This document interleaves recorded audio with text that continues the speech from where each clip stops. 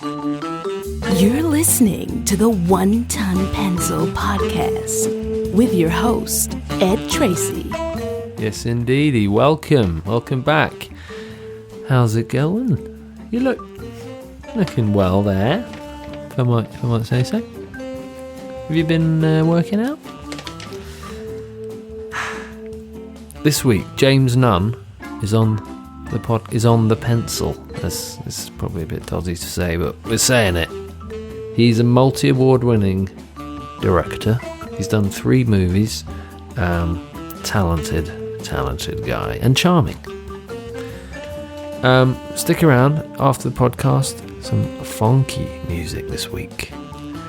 But in the meantime, James Nunn in conversation with Edward Tracy. Enjoy.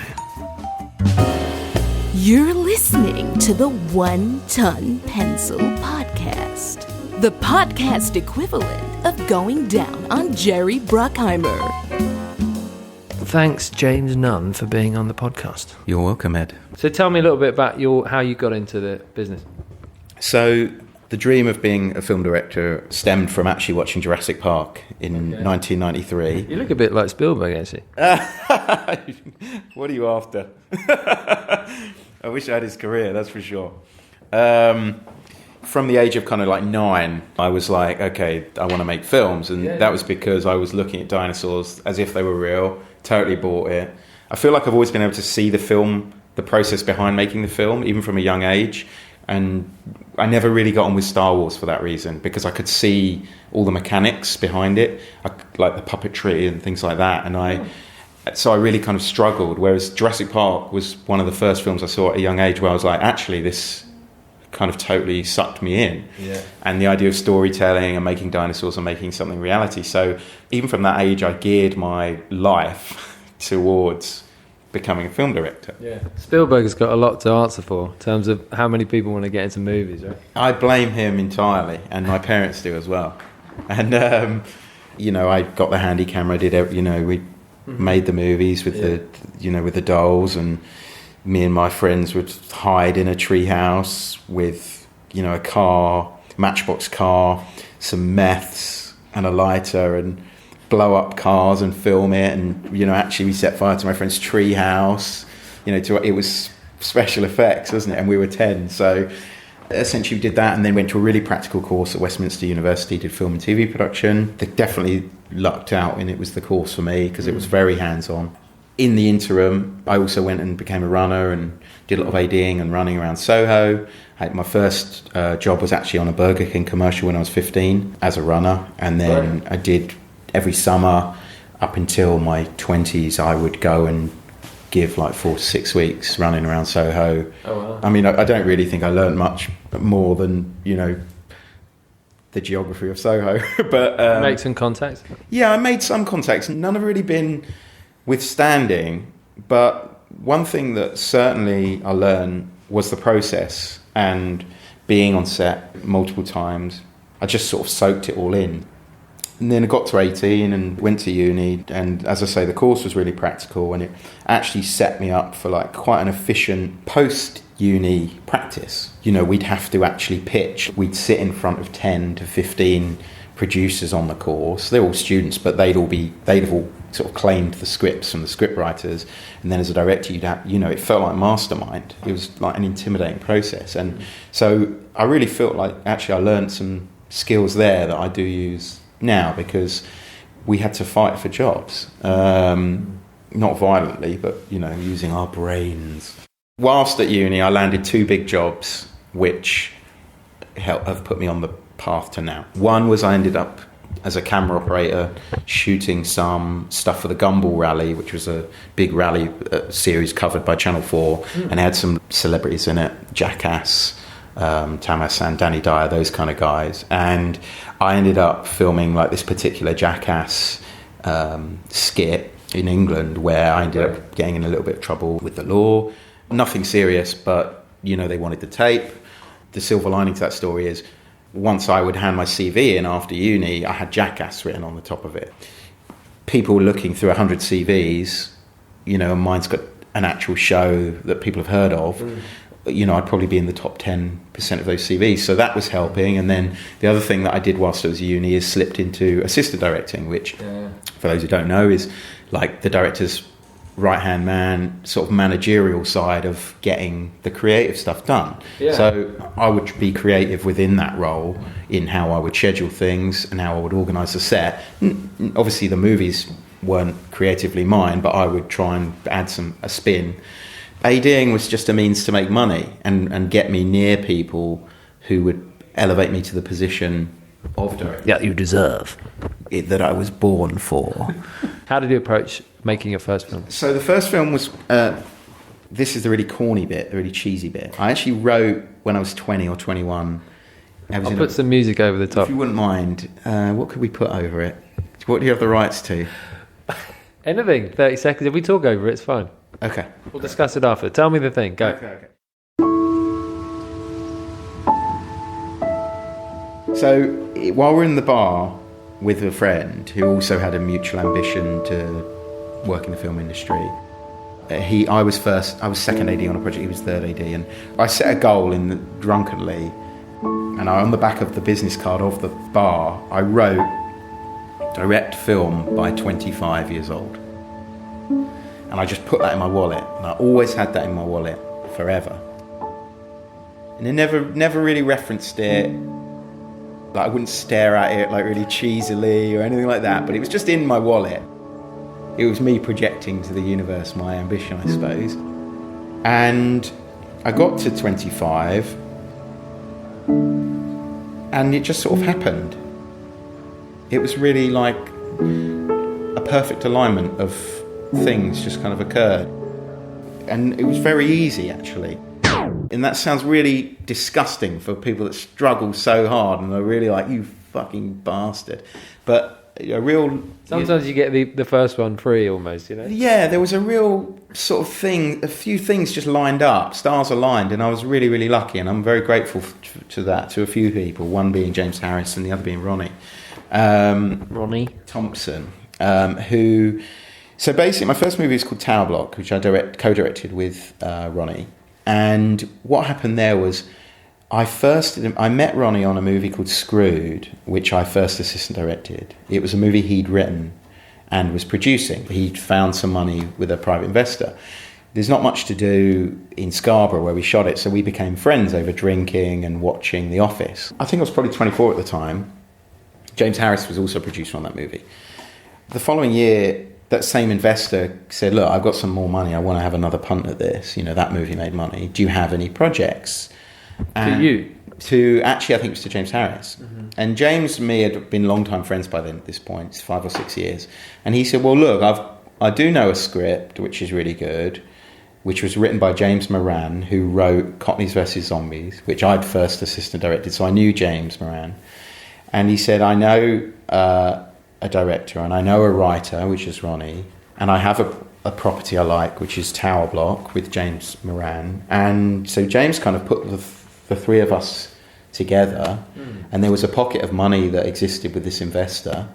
And then it was a very quick process. The exec producer read it and said, okay, well, this is obviously cast dependent as well. The concept's great, but who are we going to put in this? Casting director called Colin Jones came on board, great casting director, and found us a wonderful cast, and the movie just really clicked. I mean, there's obviously, I'm breezing past the difficult bits, but essentially it came down to a guy with quite a large amount of money, me and Ronnie with a hankering to direct, and James with a great script. I've spoken to everyone, and we've got nothing that will help us identify the attackers. Nothing at all. 15 years old, beaten to death, and nobody saw a thing. I know you're scared, but we can protect you.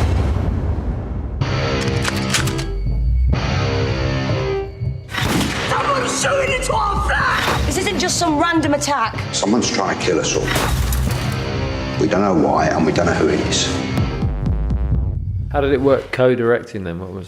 We set ground rules from the beginning of how we were going to tackle it. We'd always speak as we rather than I. The royal we. So we would come up with something. Even if one of us had come up with something, it was always we. And I'd actually AD'd for a pair of directors and it was a horrible experience in my early 20s. So I brought some ground rules. Specifics would be, if we disagreed, we'd always have the disagreement in private. We'd always appear united to anybody, to the actors or to the crew, and we'd come up about that amicably. We always said, well, if we've got something we need to do 2 different ways, we'll just do it 2 different ways, and then we'll solve it in the edit. It actually never came to that. We discussed and debated everything on set or in pre-production. We lived together during the shoot so that we could have those discussions at night. We watched a lot of good movies together every night, so that, for inspiration and things like that. So we went out from a united approach, and it worked. And because this experience that I had with these other directors, they just, by day 2, they were at each other's throats. They couldn't be united. And then even the AD, which was me, I was torn between, I was like communicating for the both of them, and it was horrible. And so we enforced that. And it's very unusual, though, isn't it? It is quite unusual, but then at the same time, so I think the reason James probably puts together, and whilst I've never really asked him, but I think, I come from a real technical background in filmmaking, a lot of firsting, etc., a lot of managing crews, whilst also having the vision side of what works, what doesn't work, and, talking to actors. What Ronnie would bring to the table as well is that he had written one script which had already been produced, and he was a producer as well, so he understood like a kind of he understood like more of the story side, I'd say. So when we came to the shooting of it, we'd talk about story. Obviously we'd have a hand in each part, but Ronnie might say something about story, I might say something about the technical, and then we'd obviously interject on those things. But it kind of worked quite well in that regard, because we weren't treading on each other's toes with those decisions. We were both kind of bringing something to it. It can be great. Phone Jacker was very much me and Kayvon in each other's pockets the whole time, and that actually made us really strong, because it was, if one person was slightly weaker on one aspect, then the other would pick it up, and vice versa. Absolutely, yeah. And that was how the strength worked. So It was a great party last night. Yeah, it was good. It was really good fun.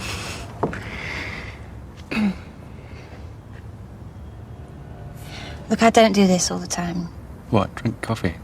No, you know what I mean. I just came out of a long-term relationship a while ago, and I haven't really been out much. I'm not used to it now. I had a great time last night. And I'm having a great time now. Me too. So don't worry about it. Thanks. We don't have to get married right now. I mean, we can always wait till next week or next month if you like. I mean, there's no hurry. So not funny. My mum warned me about blokes like you. I should hope she did. I'll tell you what, though. I bet she knows.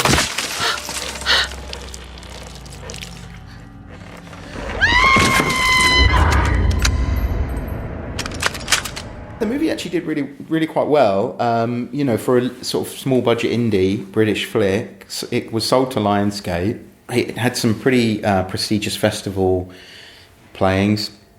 It closed Film for Fright Fest in Leicester Square, which was probably the best premiere I've ever had for one of my movies.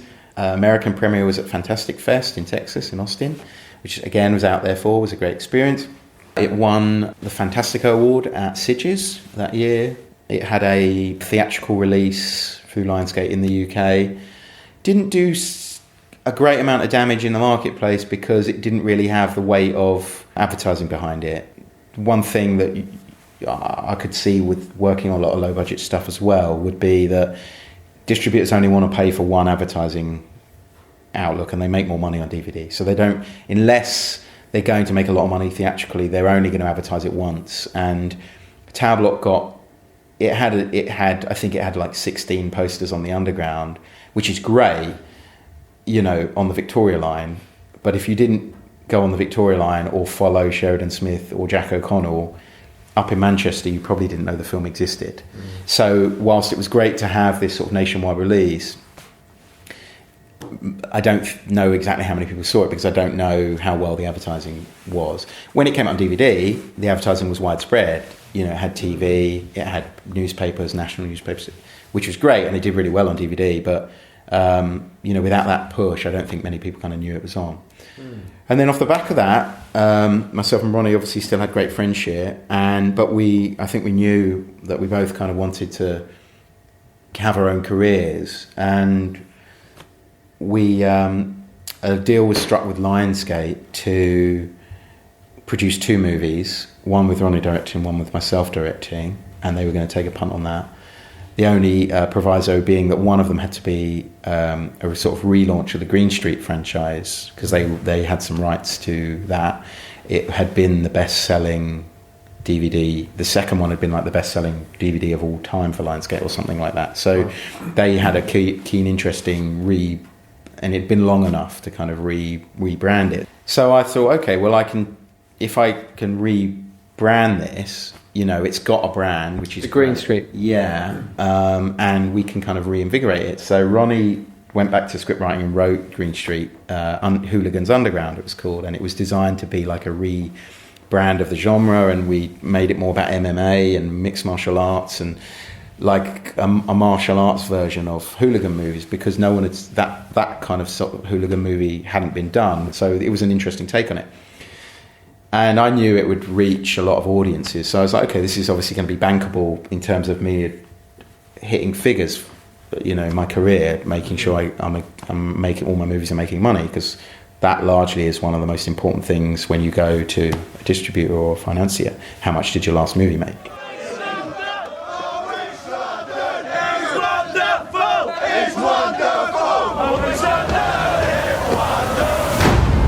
I'm glad you're back, Danny.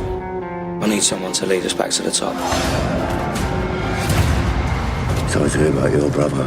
Somebody knows what happened to my brother. The only way I'm going to find out is if I get back in. Were you a fan of those type of films, or this was almost like you found yourself there and let's get into it? I found myself there, and I'm a big fan of like Tony Scott movies like Man on Fire and Rocky and these 80s kind of movies, and Drive had just come out, and what I kind of saw was this 80s style action movie in the Green Street world. And that's kind of what you get. You know, there's montages, it's lit with lots of bright colours, and the soundtrack's pretty cool. And, you know, we had a lot of fun on it. Again, making it on a budget in England. Unfortunately, when they released it in the UK, they stuck a number 3 on it, which wasn't, you know, my goal when I signed up for it, because I thought, you know, in my mind, it was a rebrand of the kind of... It was a colon, not a number. Yeah, it was Green Street Hooligans Underground. You know, it was like Rogue One of the Star Wars world. But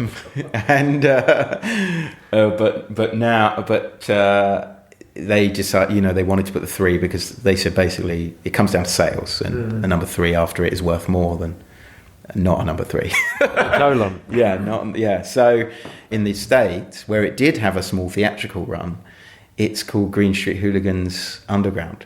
So outside of England, it is a kind of relaunch, but in England, it's a threequel. So I didn't really want to fall into the world of sequels. But anyway, C'est La Vie, that happened, and it did really well. It was actually the best-selling DVD movie of that year. So best-selling straight to DVD, I must say. Obviously, I'm pretty sure Bond might have done pretty good as well, but it did really well numbers wise, and I met a lot of good people and had a really good strong calling card. And more importantly, you know, what it helped with myself and Ronnie was give us individual credits, because one thing that I found before doing Green Street 3 is anytime I would go into the room and, you know, pitch an idea, they'd go, oh, but you had Ronnie before, which one of you did what? And as much the co-directing. And as much as you explain to people, you know, what you did, what they did, there's this area of grey, like, well, if they're not a partnership, is it really gonna be the same? So what doing Green Street did help was give me more of an identity. Go, okay, well, this guy does this, he does it good, made money, He does it good. He made money, we know what you guys can do now. So and then comes, you know, this kind of gap, I suppose, where what between Tower Lock and Green Street 3 was having 2 thrillers, and one being a martial arts focus. The pigeonhole is a... Yeah, and I probably undervalued that, because I was still only 20, I was 25 when I made Tower Block, 26 when I made Green Street 3, still quite young, and very naive, and I didn't really have the management that I have now, or should have had. Blame James Harris. No, I don't blame him, because he produced Green Street 3 as well, so... I mean, I obviously don't blame James. But I mean, moving forward to the next one, thinking... I think I probably... You should have said, mate, do another fight movie, mate, come on. He probably did. He probably was trying to put me in more like that Statham bracket, or I can't really remember exactly, but I think I had ideas that were perhaps a bit too sci-fi and too... Damn you and your sci-fi ideas. And too expensive, Too expensive, too much ambition. I had these sort of the movies I want to make really in the future are Minority Report, Heat, Collateral, kind of Michael Mann style thrillers, or concept-driven thrillers. And I think what I was pitching just wasn't really in the vein of what I'd done. You're ahead of the curve a little bit too much, James. I think so, but, So did you have a few kind of knockbacks and then you thought... Well, had a few setbacks, I probably put in a little bit too much time chasing. I had a war project, which I was really keen on, but would have been like a big financial jump career-wise, budgetary-wise. And I don't think I got the bites. And then combined with a lot of similar projects, once your idea's out there, other people are latching onto things. And I'm not talking about idea theft, but there just seems to be this thing out there that trends, so they've got a war movie, they've got a war movie, that war movie's less money and you've already got someone attached. And I was trying to put together a war movie with a friend, try to cast it with an actor friend who's worth something budget-wise. He landed a big job. All of a sudden I'm back to drawing board. You try to do that a few times, get another actor involved, they're attached for 3 months, right, now we're getting the money, now they've fallen away and they're doing some Hollywood movie. You spend a year trying to just get this one cast member or something that really kind of puts you in a position to get the funding to make the movie. And it had a couple of setbacks, and then the option runs out on the project, and all of a sudden you're back at square one, and you're like, ooh, shouldn't have put all my eggs in one basket with that project. So there was a kind of period for a year or two when I was just trying to get some things off the ground, and I didn't really feel like they were gelling. And then a year or two ago I struck a relationship through a producer to make a film with WWE Studios, which is World Wrestling Entertainment in the States. And they wanted a re-team with myself and Scott Adkins, who we'd already had a great one. We'd been looking for a project to work on together.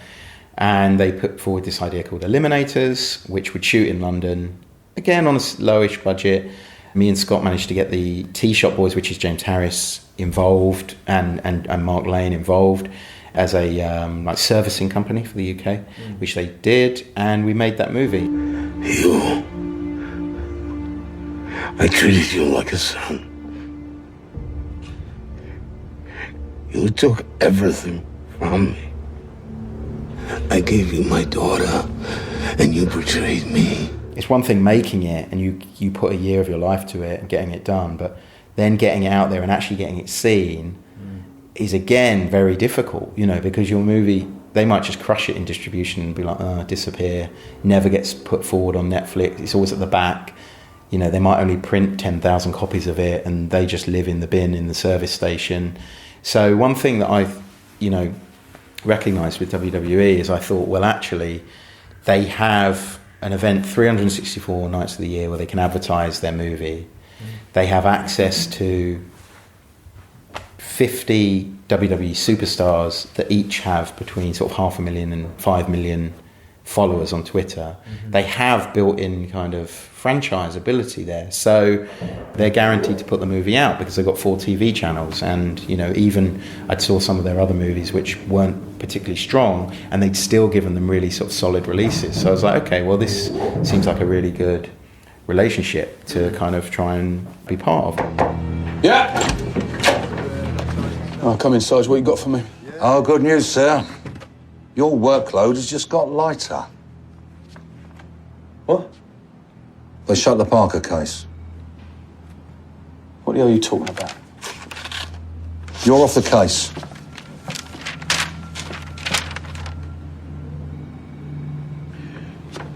I've got 3 officers in the hospital down to this bastard.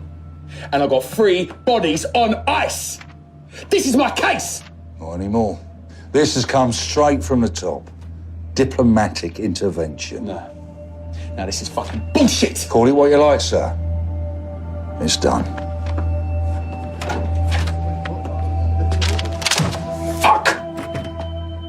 If you open yourself up to be a yes or no guy with other people's creative visions, then you're going to end up with a better project. And that's why you employ these people. That's why you employ a great DOP or a great costume designer, a great art director, a great production designer, because you're employing their brain to be an extension of your own, as opposed to just like be a tool, an added tool. Don't be a closed book, I don't think. You know, I mean, I don't know how it works for kind of auteur directors.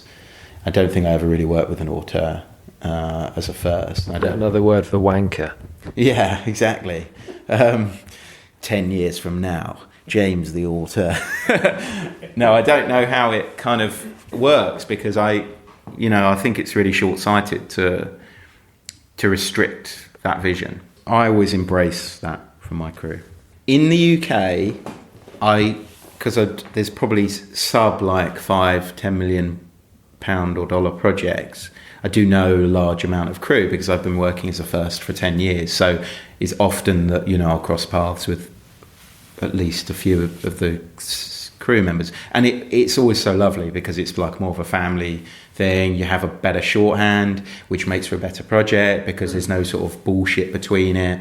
There's no hesitation when it comes to speaking your mind because you've got this sort of shorthand relationship. So they can call you a wanker. They can do.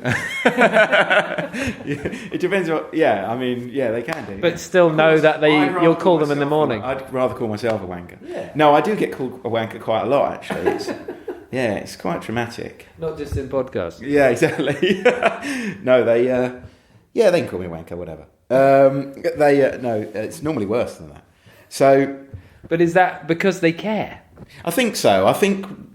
And the other thing working with like lower budget English crews or non-union crews in the UK is great experience, and everyone's got, because there are less members of the crew, everybody's role means slightly more, even down to the runners who are really filling the gaps of all the kind of lower crew positions that maybe production couldn't afford. So you're wearing many hats, and it makes the project a lot more fulfilling, I think, certainly when you're not the director, and you're helping out in other departments. And it's great education when you're young because you're learning kind of what you want to do and what you want to be part of. And when you're working on a bigger union show and all you're doing is locking off a crowd, and you might be standing in the same position for 10 hours wearing a high vis just saying you can't go that way. Mm-hmm. It doesn't really feel like working in the film industry. It feels a bit. Obviously, there's a means to an end, and you're climbing the rung, which I admire and I've done myself. But sometimes it's worth seeking out those lower budget jobs that you think have some legs, because you'll probably have a nicer experience on them where you actually get to have fun as well as do your job. So, have you worked in America as well? My last film I shot in Vancouver actually, and again, great experience, great crew. But different experience.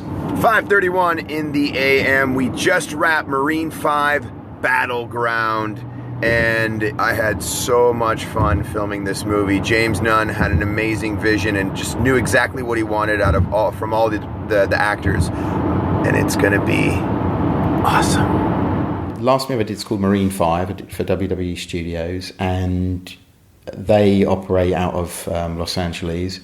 And they've done many projects up in Vancouver, and this was just one elected as the place to shoot. It's got a very American vibe. As long as you avoid street signs, you could be in America or on that coast. And it's got a great tax relief. And while we were there, they were shooting 45 movies. So I think it's probably the core of the film industry while we were there, aside from your Star Wars that was in the big studios in England. Like a lot of movies were there. Mm-hmm. 50 Shades of Grey, etc. I think Star Trek's over there. Predator is over there with Shane Black right now. So, yeah. all these big movies. And TV as well. And lots of TV, Flash, Arrow, all of the Marvel stuff. We're kind of a smaller movie in the scheme of that. But you still have to be a union movie over there. And it was a great experience, and I think there's some positives and some things I missed. Probably 60% of the crew I didn't meet, didn't get to know their names, whereas in England, I knew, we maybe only had 30 members of crew, and I knew everyone, and I knew them all kind of well enough by the end of the shoot to have a beer with them or something, So it was quite an informal relationship, whereas the union side of it sort of created a slightly more formal wall, which was appreciated on some level because it allowed myself and the heads of department to work quicker. Because of the way the union works, you have a certain amount of grips, for example. So, on Marine 5, I could be like, Jesse, the key grip. Grips are people who move the camera. They do a lot of the, they're putting down a lot of the toys, as it were. And I'd be like, I want a bit of rail, which is track. I want a long bit of track. How much you got? He's like, well, James, we've got like 60 foot, we've got 80 foot on the truck. I'm like, okay, well, let's put down a 60-foot track.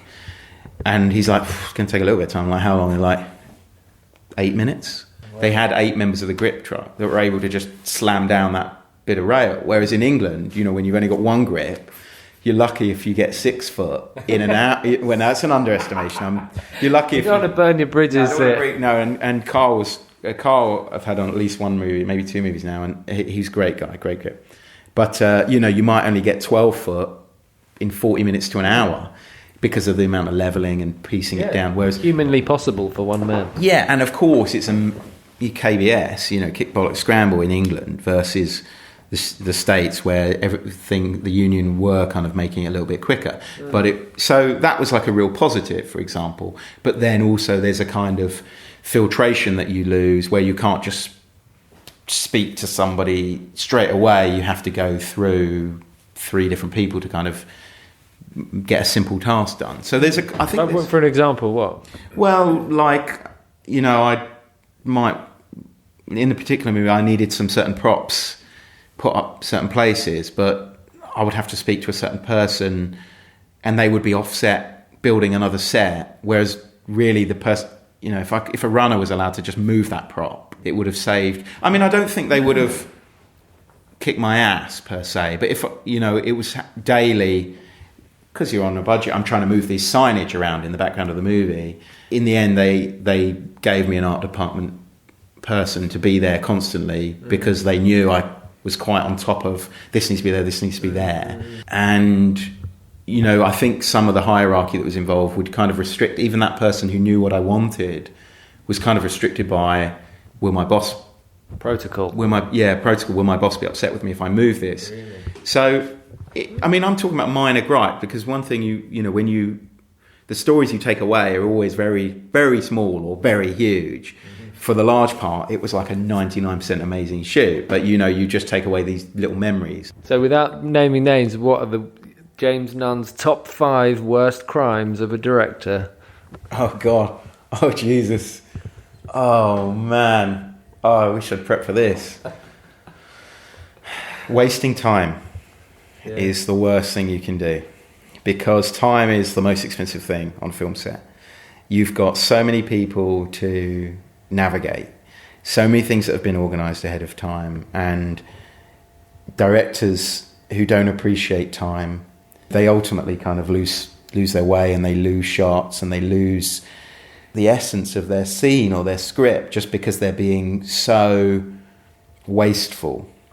And time is obviously more precious on lower budget movies because you just don't have the money to go back and reshoot things. You're already shooting it in 18 days or 24 days. The idea of reshooting something is unheard of. You either get it or you don't. Obviously, when you get to bigger budget movies like Bond and whatnot, if they need to reshoot something or you accidentally miss something, here's another couple of $100,000 to go and shoot it. And I'm not saying that's what happens. I wouldn't know. I haven't worked on a Bond movie. But, yeah, exactly. If you're listening, Barbara, I'm ready. Time is the biggest crime of all. And, I've sat on sets where it's quite clear that there's been a communication issue or a finance issue with production where they can't afford to get a certain amount of extras or, supporting artists for something. And a director might just sit there and kind of refuse to shoot something. And you're like, well, I can't shoot it because I need the 30 people you promised me and I've only got 10. You know, my advice to them would be, look, see bigger than this situation right now. Like, there's 10 here. It's 10 more than 0, isn't it? So the producer has told you you're not going to get 30. There's no point throwing your toys out the pram and sitting there and not shooting that scene.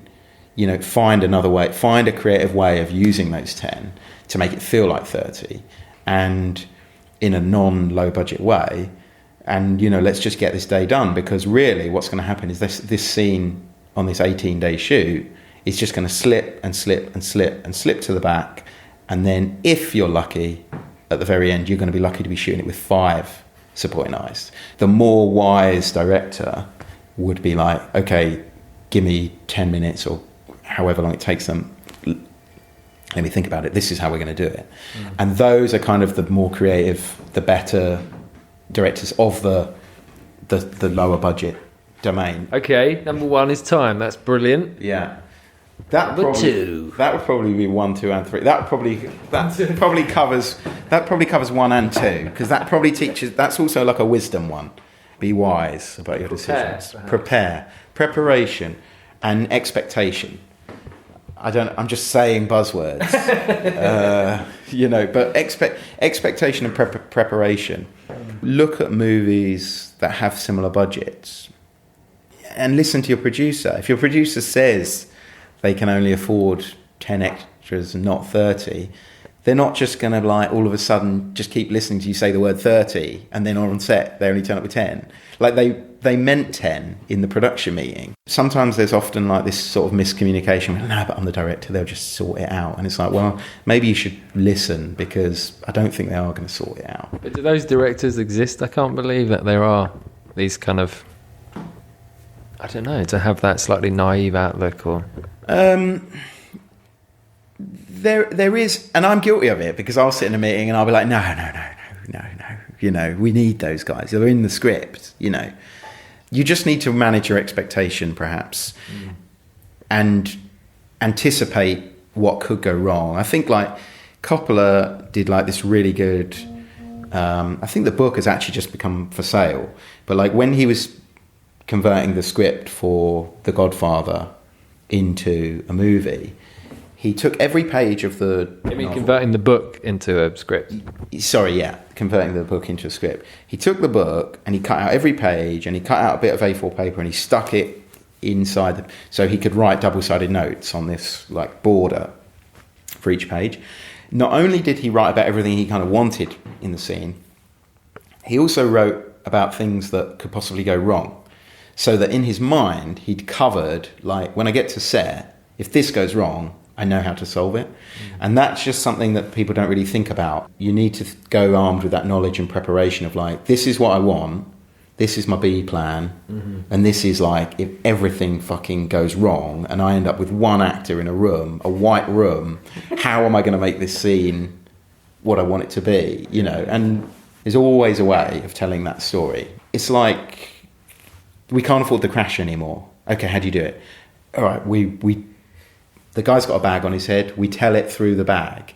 And then you're just looking at a Hessian sack and you're hearing this massive crash, and it's a low budget and it's a cheap way of doing it, but it's a creative solution to something. And it might even be more effective. And you probably get lauded for it. You know, you'd probably be like, wow, look how visionary this guy is. He told the whole story of 9/11 in a Hessian sack. So brave. Yeah, he's so brave. Really, he didn't have any money, but it's been fun.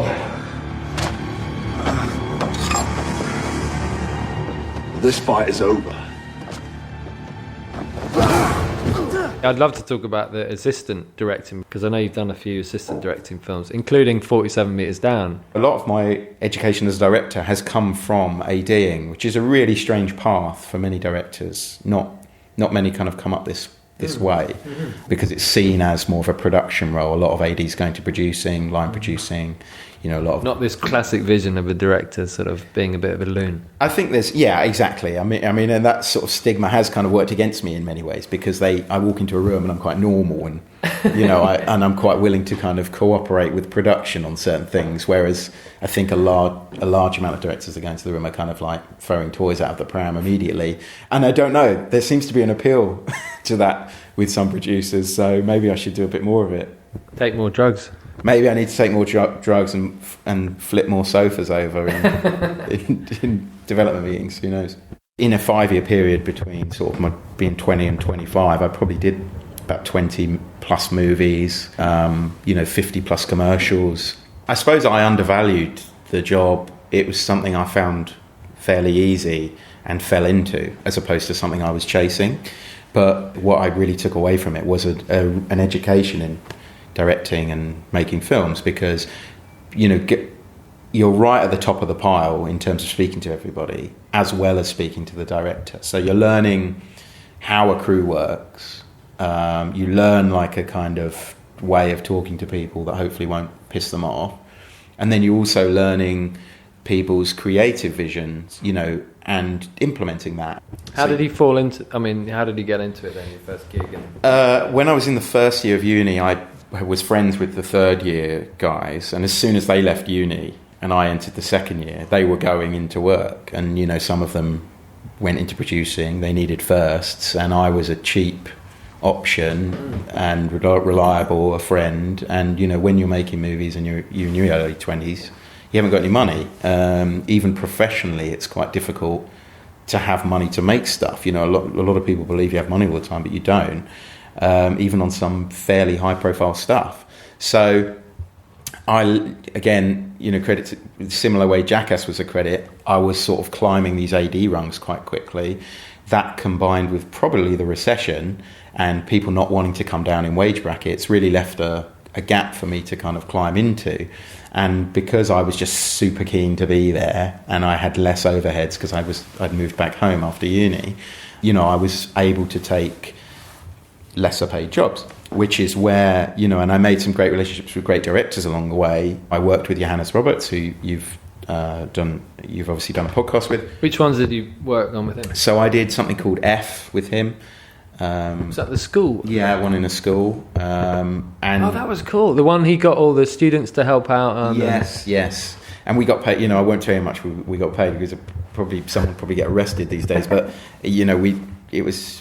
we were criminally underpaid, but it didn't matter, because we were all making something. We were having a laugh. It was a lot of fun. How did you meet Johannes then? So, again, from side note, it all actually stems back to a guy called James Harris, who's become quite a pivotal figure in the British movie industry. Yeah, he's quite prolific, I suppose. But don't tell him I said that. I met him when I was about 19, when we were at uni. We were at different unis, but we worked on the Gumball together. So over the past it's been 10 or 11, 12 years now, I'm not sure, but we've been kind of climbing those rungs, adjacent rungs, sort of side by side, and largely, with his help, I've been on some of those bigger movies. And then he's gone on to produce 3 of my 4 movies now. So those relationships that you do make early on are pivotal in the rest of your career. Making a movie is difficult, but it's not. It's not brain surgery or heart surgery. We're not saving lives, but it is a process where you have to kind of get 100 people walking in the same direction to achieve one kind of goal. So it's often compared to like being in the military or being in the army, because you're all kind of, and you march on your stomach. So food is obviously key in doing that. And I've been on some awful shows where we've eaten, and sometimes I think the lunch is the reason the movie's so bad, because no one can really be bothered to be working on it anymore, because you're eating an Iceland hamburger or whatever. I don't know. Do you think the first AD's job is a sort of person who comes in and looks at all the practicalities? This is how we're going to get it done. Yeah, I mean, it's definitely the managerial side of the creative vision. You do get to put some creative nous into it. Like actually F and the bad guys in F were actually just stalking teenagers with black masks over their face.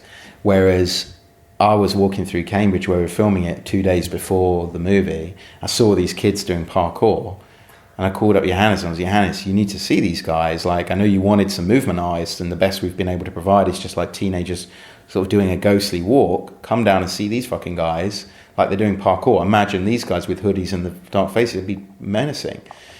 And, you know, he was like, yeah, well, can you bring them to me? So I spoke to them on the corner of the street, got them up to the school where we were shooting, and he loved it. And, you know, kind of reshapes the bad element in the movie, the bad guys in the movie. So I felt quite privileged that I was able to contribute to that, and I felt listened to. It wasn't like the best relationship you have with the director is where it's mutual. You're listening to each other. I'm not just, you know, the first shouldn't just be a tool of go and fucking do that. It's like, you know, and if you can't do it, offer up a solution to the director and go, well, I can't give you that, but I can give you this. Yeah. Are you interested? No.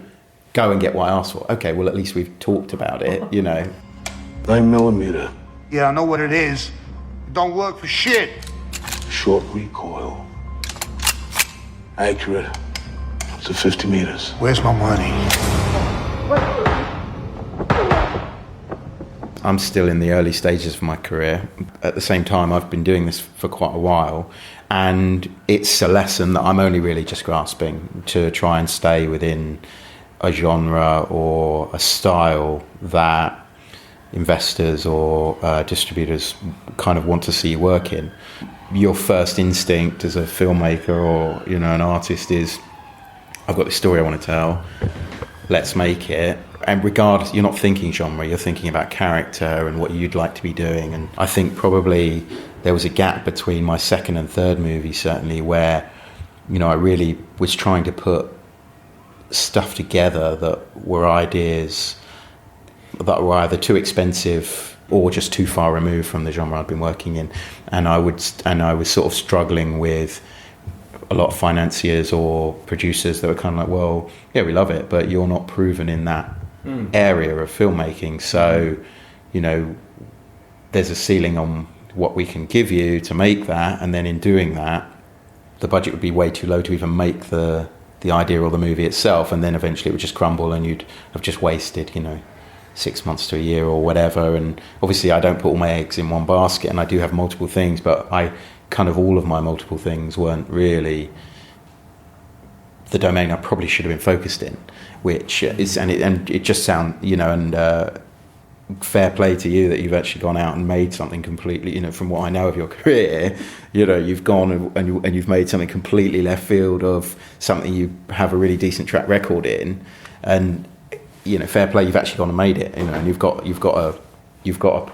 got something out of it. But I can definitely sympathise where that would have been maybe a struggle. Or yeah. Well, thankfully, it wasn't. Well, it was a bit of a struggle actually getting it made, but it's now got to the point where it's the feature, and it's way too expensive for a first feature. Anyway, enough about me. It's not your fault. Yeah, well, I don't see it that way. You can't think like that. I was so deep into that world that I didn't even recognize myself anymore. So we made Eliminators. Eliminators went really well. It actually just came out in the States last week and comes out in the UK in March. Good. And the reviews have all been really good. Great. Back on track for your career path. Yeah. And then your highfalutin sci-fi ideas can come, like with Johannes, movie 10. Exactly. So, well, off the back of Eliminators, I actually signed to another couple of movies with WWE, one being Marine 5, which we've just done, and the second being an original property, which we're set to shoot early next year. So, and it's more conceptual than the other one. And they've been really good to me. In the last movie, we actually had 6 WWE superstars, which is the most they've ever put in a movie. So I know it's going to get a really good push, and the movie's turned out really well. Just finished that one in Vancouver. And that should come out probably in April with Sony worldwide. So got another one with those guys. The new Michael Bay sat in front of me. Yeah. Well, I mean, I'd love to have that kind of career trajectory. The Rock, I love The Rock, and I love Bad Boys, Transformers are another sort of thing, but I really like it when he goes back to stories, smaller stories. I actually really enjoy Pain and Gain. I think there's a place for those. That's that movie, and you attract high level talent for it. The Rock, Mark Wahlberg, or big stars. The career I kind of want is more like Michael Mann, I'd say, than Michael Bay, but at the same time, they both have huge theatrical careers, and that's kind of where I would like to be. Good luck, James Nunn, with that. I look forward to more of your productions. Thank you very much. Yeah. Honestly, thanks so much for being on the podcast. It's been really insightful. You're very welcome, Ed. Good luck with development. It's hell. The One Ton Pencil Podcast. Sticking it to the man, one pencil at a time. There you go. Told you it was good. He's a dude, James Nunn. We salute you, sir. Keep doing what you're doing. This week we got some funky music from a guy in his band called Quadjo Amp Funky. I did a music video for him a few years ago. Got in touch saying, "You got any tunes?" He's got a brand new album. Keep a lookout for that. His Twitter is Quadjo Beyond. KWADJO Beyond. I'll link it on the website. Leave a review if you're so bothered. If you like the show, which I know you do, because you just keep coming back for more. I embarrassed myself recently by asking director Martin Campbell to be on the show, director of GoldenEye and Casino Royale. He looked at me like I just pinched him on the ball sack. But no, lots of exciting people on the show in 2017. So I leave you with Quadjo and Beyond the Stars and the track at the title of the album of the title track, Beyond the Stars. This is funky. This has been the One Ton Pencil. Keep it sharp on the pencil. Funk out.